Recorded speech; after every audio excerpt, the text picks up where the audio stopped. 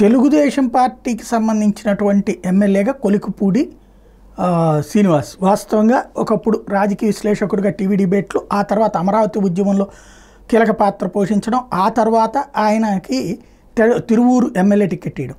తెరా చూస్తే తిరువూరు ఎమ్మెల్యే కొలికిపూడి లైంగిక వేధింపులు పాల్పడుతున్నారంటూ విజయవాడ ఆయుష్ ఆసుపత్రి దగ్గర నిన్న తెలుగుదేశం కార్యకర్తలు ఆందోళన చేయడం ఒక ఎత్తు.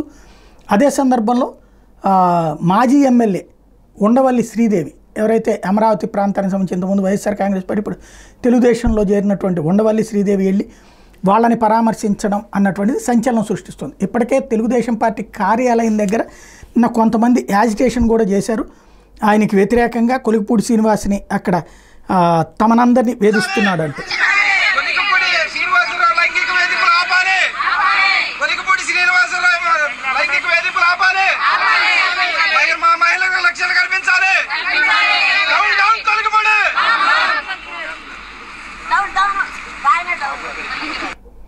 ఇది తెలుగుదేశం జెండాలతోనే జరుగుతున్నటువంటి ఈ ఆందోళనకి కారణం ఏంటన్నది కొలికిపూడి గారు చెప్తే కానీ అర్థం కాదు.